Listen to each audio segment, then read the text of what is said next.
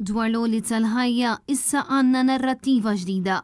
Dan wara li s-segretarju parlamentari Alicia Buġeja Said spiċċat titfa' botta diretta lejn in-nies għaliex fi kliema stess in-nies jieħdu kollox for granted. Net News taqsal l-Buġeja Said dwar miżuri se jkunu qegħdin jitħabbru fil-budget sabiex tiġi indirizzata l-pjaga tal-għoli tal-ħajja u żieda enormi fil-prezzijiet.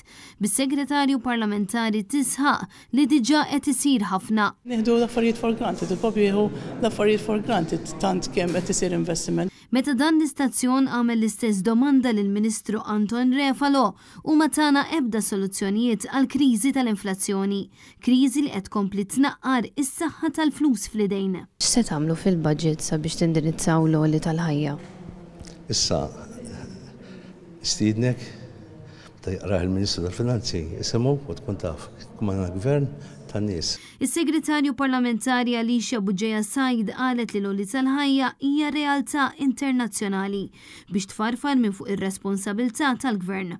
Iżda fl-ebda punt ma tat soluzzjonijiet għal din il-kriżi li qed tħalli impatt kbir fuq kulħadd. L-għoli tal-ħajja hija sitwazzjoni li għaddejja b'mod globali mad-dinja kollha. U fil-waqt li diversi għaqdiet, unions u korpi kostitwiti qed jappellaw sabiex il-gvern biddel il-modell ekonomiku preżenti li wassal għal esplużjoni fil-popolazzjoni, traffiku enormi f'kull ħin, sptar iffullat, pressjoni kbira fuq is-sistema tad-distribuzzjoni tal-enerġija, ħmiġ f'diversi żoni tal-pajjiż u żieda fil-prezzijiet, biċċu mill-qudiem il-Ministru Anton Refalo iddikjara li hu jaqbel ma' Chris Fern meta qal li għandna l-aħjar kwalità tal-ħajja li qatt kellna. Inti taqbel mal-Ministru Fern li l-ħajja qatt ma kienet tajba daqs illum?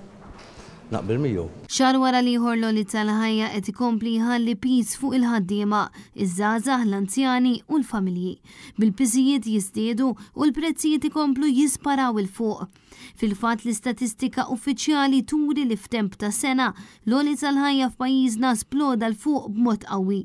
Dan kif l-inflazzjoni żdiedet minn 4.5% għal madwar 7%.